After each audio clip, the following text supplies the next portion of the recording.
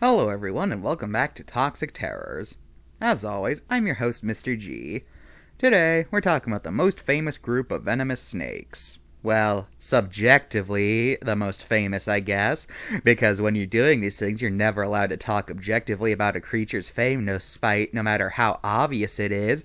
Like, every time I see a dinosaur list that's like, T-Rex might be the most famous dinosaur, and it's just like, okay, what other dinosaurs are more famous? I mean, I get that Stegosaurus is also pretty famous, but is that the first thing you think of when you think of dinosaur? I don't think so, and, okay, I'm getting off topic. Today we're talking about cobras. But, before we do, I think it might be appropriate to have a brief tangent about the king cobra. The king cobra, Ophiophagus hanna, I'm pretty sure that's how it's pronounced. It's a reptile. It's a carnivore, as described in 1836, and it lives in southern Asia. At an average of 10 feet long, but being able to reach lengths of up to 20 feet long, the king cobra holds the record for the longest venomous snake in the world, and more than lives up to its name. Especially considering that males are bigger than females. Despite their large size, king cobras actually have a pretty small dietary range. They mostly eat other snakes, with them only rarely ever eating non-serpentine prey. Another cool thing about king cobras is that they are the only snakes to make proper nests. Like, a lot of people like to call groups of baby snakes nests, but king cobras are the only snakes to make true nests. So why am I talking about king cobras first, instead of just lumping them in with the other cobras? Well, it's because king cobras aren't actually cobras. Yeah, you see, king cobras don't actually belong to the same genus that other cobras do, so as such, biologists don't consider them to be true cobras. They're still part of the same family, but since they're not in the same genus, they are legally not cobras. So, yeah, now that the king cobra's out of the way, I guess we can get into... Oh, wait, I have to talk about ringulls, don't I? Since I really don't want to give them their own video. Ringulls, Hemacatus hemacatus, I think that's how it's pronounced, are reptiles that are carnivores. They were described in 1790 and they're found in South Africa. Not the country, I mean southern Africa, as in the southern parts of the continent of Africa. You know what I mean, right? Honestly, with these guys, there's not much I can really say that I can't say about other cobras. They're venomous snakes that can play dead and shoot venom. Riveting. Okay, let's get on to true cobras. Cobra refers to any snake in the nausea genus. They're reptiles, they're carnivores that were described in 1768, and they're found in Africa and Asia. Not sure whatever happened to European cobras, but whatever. At first, cobras look like your typical ordinary snake. But when they get threatened, you'll see their most iconic appearance. They will inflate the sides of their head in order to look bigger, giving them the appearance of a hood. So yeah. A notable thing about cobras compared to other venomous snakes is that they actually have pretty short fangs, since unlike vipers, who can fold their fangs inwards, cobras don't have foldable teeth. So as such, they have to have teeth that are as short as possible so they can actually close their mouths. Cobras prey on a wide variety of prey, like eggs or small mammals, small birds, reptiles, basically anything they can fit in their mouth. Then again, that's basically how all snakes work. As for predators, things like birds tend to get them, since it's hard to strike at something if you don't even know it's there until it's too late. But, in some Asian countries, they have to deal with these tiny mammals called mongoose. Or is it mongooses? I don't know what the plural of these guys is. Anyway, the mongoose is notable for the fact that they are immune to cobra venom, and as such, they hunt cobras.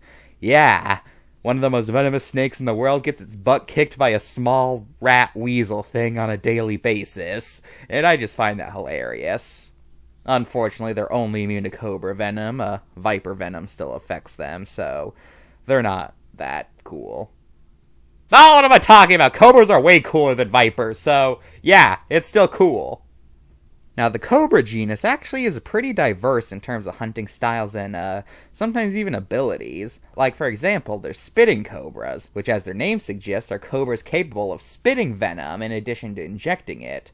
They have scarily good accuracy when aiming, and they always go for the eyes in order to make sure that their attackers get blinded.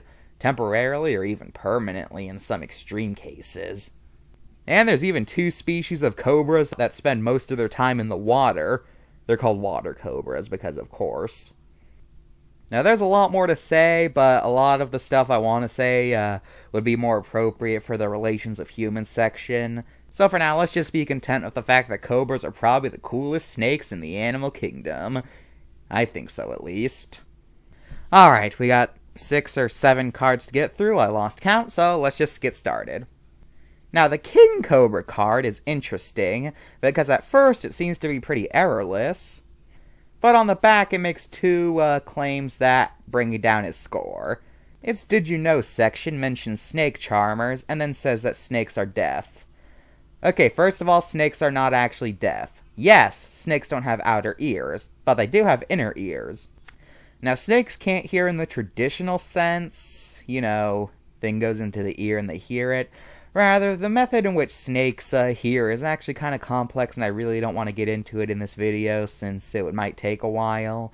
But just know that snakes aren't truly deaf. They can indeed pick up noises and recognize them as noises.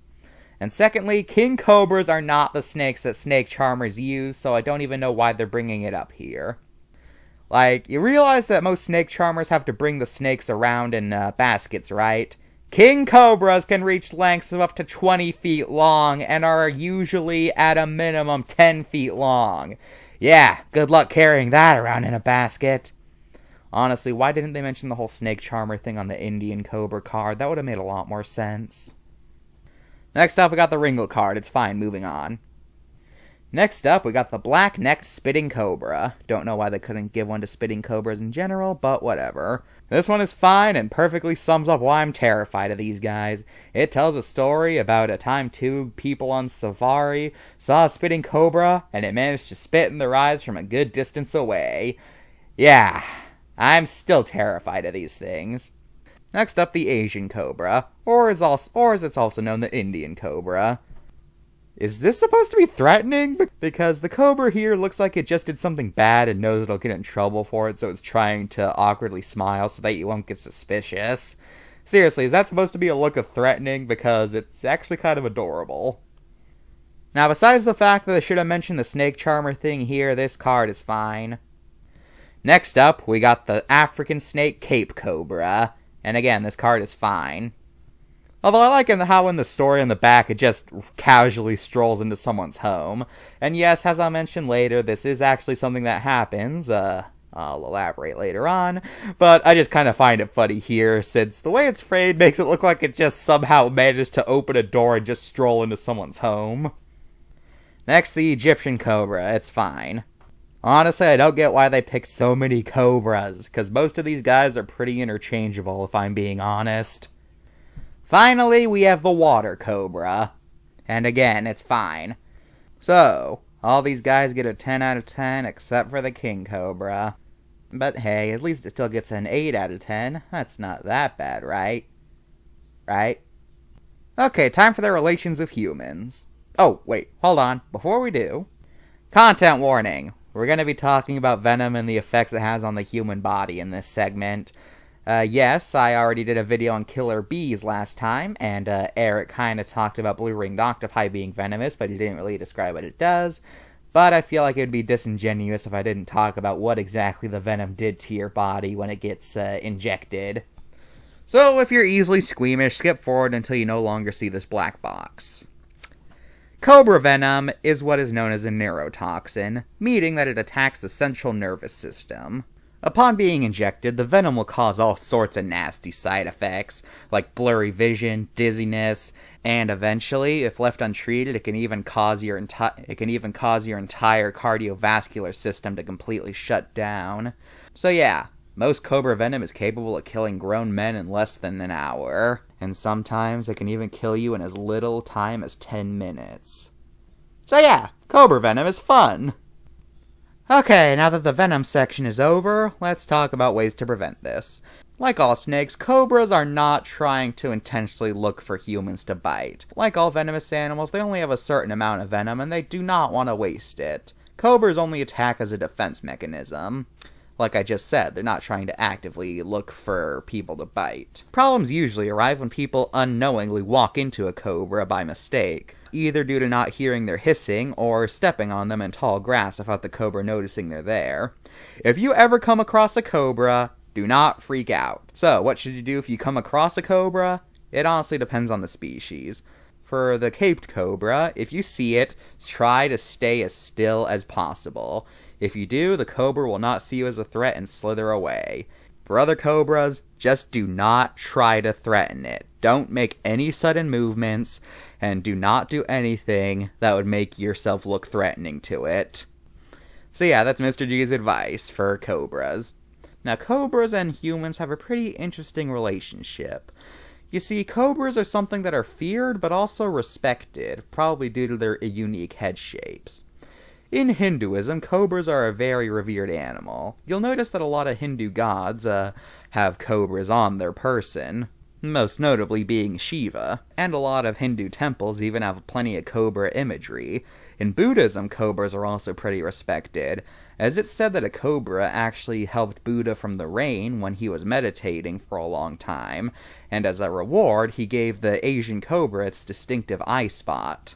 Now, according to other stories, what actually helped him was a naga, which I made a video about if you want to watch that in Monsters of the Mind, but others say it was just a regular cobra. In ancient Egypt, cobras were also similarly revered. You might have noticed that the crowns pharaohs wear has a stylized cobra sticking out of it. And one of the guardians of the Egyptian afterlife was a goddess with the head of a cobra. In addition, it was said that the sun god Ra once nearly died due to a cobra made of his own saliva. Kind of a long story right there, so I won't really get into it here. So yeah, in a lot of different places, cobras are both revered but also feared, obviously, since they kind of have deadly venom. Now, obviously, people do not keep venomous snakes as pets. That seems like it should be obvious. But there was once an incident where a Canadian couple bought a pet cobra, and it ended up escaping into the wild. Thankfully, though, it ended up being caught. But that would have been terrifying if a cobra managed to get loose in America and caused an invasive species problem. Then again, cobras probably wouldn't survive the winters anyway, but whatever. It's still a thought. Cobras are still a pretty common sight in zoos, though. King cobras are pretty common. A lot of other cobras are pretty common. So, yeah. Alright, now of course, I have to talk about snake charming. Snake charming is a type of performance art where you make it look like a snake has been hypnotized by a flute or some other object. However, in reality, the snake is actually carefully studying the flute in order to see if it's a threat or not, and thus its head will follow along with the flute's movement to see if it should strike at it. Now, snake charming has become very controversial in the past few years due to the sometimes less than stellar treatment of the snakes used. In fact, sometimes snake charmers would even staple the mouths of their snakes shut in order to keep them from biting them, which, as you can imagine, caused the snakes to slowly starve to death. Ouch. You know, that reminds me. Now, most cobras are not endangered, but the king cobra is considered vulnerable, so yeah. We should probably be on the lookout. Well, this video was longer than I thought. It's just that we had a lot to go through, and cobras have a lot of cultural significance, so yeah. That's all for this episode of Toxic Terrors. Join us next time when we talk about probably the most hated creature on the planet. Bye!